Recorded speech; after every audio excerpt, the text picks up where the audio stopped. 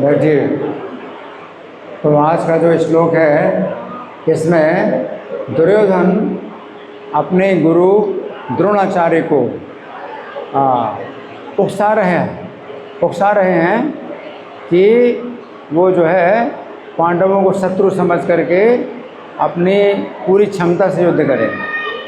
दुर्योधन जो है अपने गुरु द्रोणाचार्य को इस प्रकार से क्या करना चाहते हैं, पांडवों के साथ शत्रुता की भावना उत्पन्न करना चाहते हैं। क्योंकि द्रोणाचार्य की भावना कैसी है, पांडवों के प्रति विशेष स्नेह है, तो पांडवों के ऐसे गुण हैं। हालांकि दुर्योधन के पक्ष में वो युद्ध कर रहे हैं, लेकिन उनकी जो भावना है वो पांडवों के पक्ष में है। लेकिन दुर्योधन जो है पांडवों के विरुद्ध भड़काने की कोशिश कर रहे हैं, और ये बता रहे हैं कि आपने बहुत बड़ी गलती की कि द्रोणाचार्य के पुत्र धृष्टद्युम्न को युद्ध की शिक्षा प्रदान की, और वो आपका ही शिष्य अब हमारे विरुद्ध कार्य कर रहा है। पांडवों की सेना का जो है व्यूह है उसने रचा, पांडवों की सेना का व्यूह रचा। तो प्रभुपाद दुर्योधन को कह रहे हैं परम राजनीतिज्ञ। क्या कह रहे हैं दुर्योधन को? प्रभुपाद क्या लिख रहे हैं तात्पर्य में? क्या? परम राजनीतिज्ञ। क्या? नहीं, अच्छा आवाज़ साफ नहीं आ रही। परम राजनीतिज्ञ मतलब ग्रेटेस्ट पॉलिटिशियन। आजकल पॉलिटिक्स शब्द का जो प्रयोग किया जाता है वो एक उस अर्थ में किया जाता है जो कि 4 अंगों में से सबसे निकृष्ट अंग है। राजनीति के 4 अंग हैं, पॉलिटिक्स के 4 अंग हैं। पहला है साम, कि शत्रु को अच्छी शिक्षा देकर के अपने वश में करें, अपने पक्ष में करें। तो साम नीति होती है पॉलिटिक्स की सबसे पहला जो पॉलिसी है वो साम नीति होती है।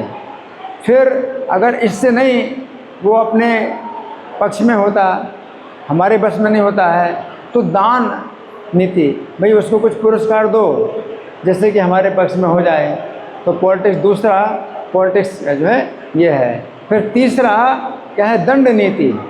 अगर वो पुरस्कार से भी जो है बस में नहीं आता तो उसको दंड दे करके अपने बस में करो, दंड नीति।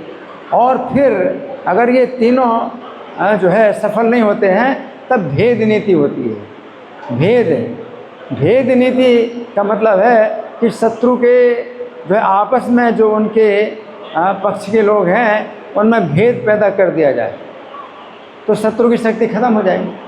तो उसके आपस के जो है अपन आपस में ही अगर मनमुटाव पैदा कर दिया जाए, उनको जो है तोड़ दिया जाए, फोड़ दिया जाए उनके आपस के लोगों में ही, तो क्या हो जाएगा?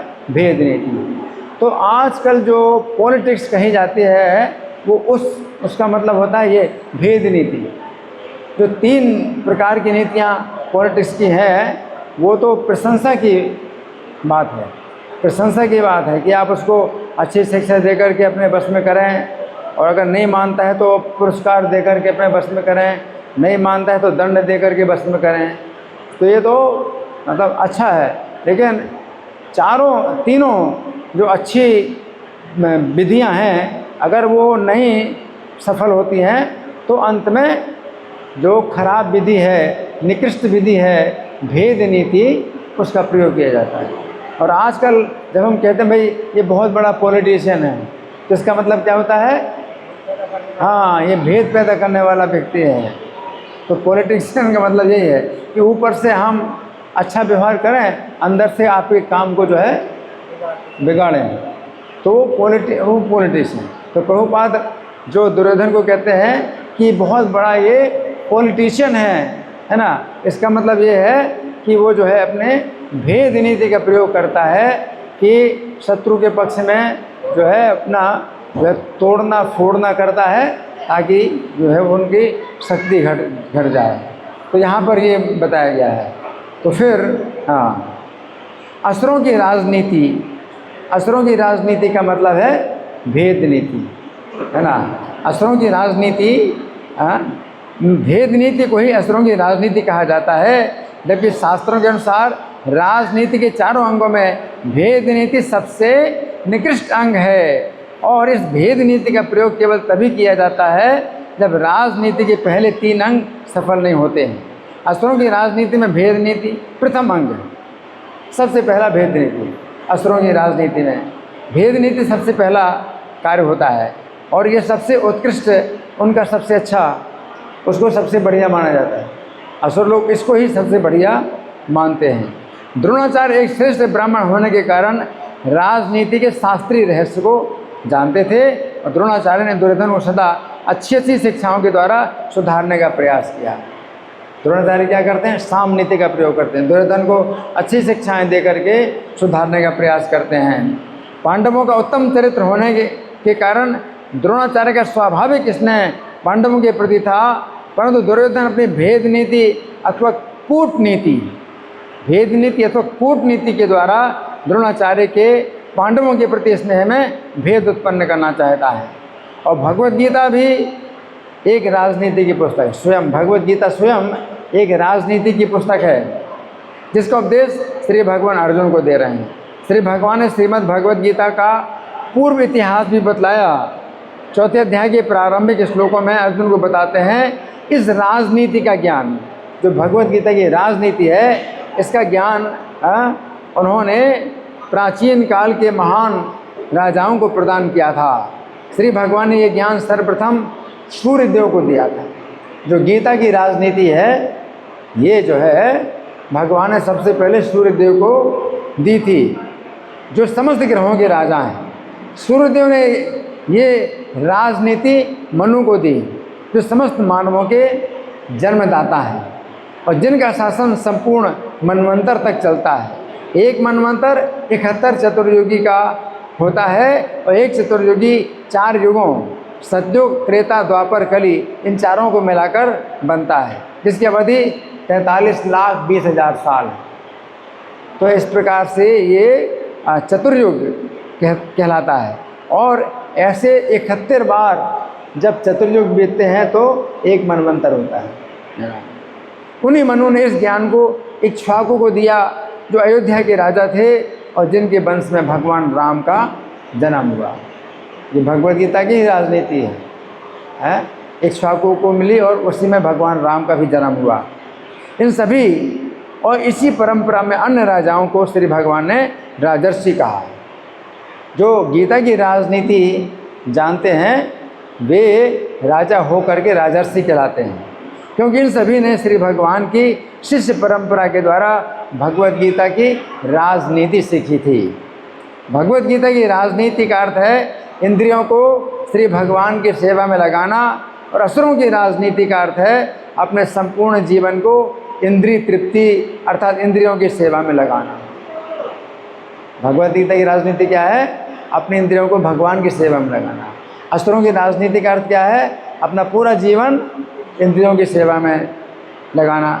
जब भगवद गीता की राजनीति के अनुसार राजर्षि लोग पृथ्वी पर शासन करते हैं तो पृथ्वी देवी बहुत प्रसन्न होती है। पृथ्वी देवी प्रसन्न होती है। ये जो पृथ्वी जिस पर आप बैठे हैं, ये पृथ्वी देवी बहुत प्रसन्न होती हैं। और श्री भगवान की प्रसन्नता के लिए अथवा श्री भगवान की सेवा के लिए पृथ्वी देवी प्रचुर मात्रा में अन्न, फल, सब्जी, औषधि उत्पन्न करते हैं। जब भगवद गीता की राजनीति के अनुसार जो राजर्षि लोग शासन करते हैं तो पृथ्वी देवी क्या करती है? प्रसन्नता से प्रचुर मात्रा में अन्न, फल, सब्जी, औषधि उत्पन्न करती है। समुद्र और नदियाँ और पर्वत अनेक प्रकार के रत्न उत्पन्न करते हैं।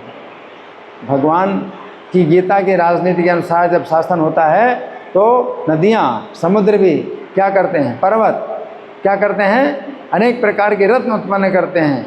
परंतु जब असुरों की राजनीति के अनुसार दुष्ट लोग पृथ्वी पर शासन करते हैं तो पृथ्वी देवी को अत्यंत कष्ट का अनुभव होता है। पृथ्वी देवी को क्या लगता है? बहुत कष्ट होता है। और ऐसे दुष्ट लोग जब पृथ्वी पर चलते हैं तो पृथ्वी देवी अपने ऊपर बहुत भार का अनुभव करती है। ऐसे असुर लोग जब पृथ्वी पर चलते हैं तो पृथ्वी देवी अपने ऊपर अत्यंत भार का अनुभव करती है। पृथ्वी देवी की जो भी संपत्ति है वो श्री भगवान की सेवा के लिए है, और उसी संपत्ति को जब असुर लोग अपनी इंद्रियों की सेवा में लगाते हैं तो पृथ्वी देवी को अन्न उत्पन्न करने का काम भी बड़ा भारी मालूम पड़ता है। पृथ्वी देवी को इतना भार होता है, अन्न पैदा करने में भी बड़ा भार होता है, और तभी श्री भगवान पृथ्वी का भार उतारने के लिए पृथ्वी पर अवतरित होते हैं। तो दुर्योधन जैसे लोग हैं, है ना, तो पृथ्वी के भार हैं, और भगवान का अवतार इसीलिए हुआ है कि ऐसे जितने भी आसुरी राजा लोग हैं इनका जो है क्या करें, पृथ्वी का भार भगवान उतारेंगे। तो महाभारत का जो युद्ध हुआ है ये किस लिए हुआ है, पृथ्वी का भार उतारने के लिए। धन्यवाद। ग्रंथराज श्रीमद् भगवद गीता की जय, श्रील प्रभुपाद की जय। हरे कृष्ण।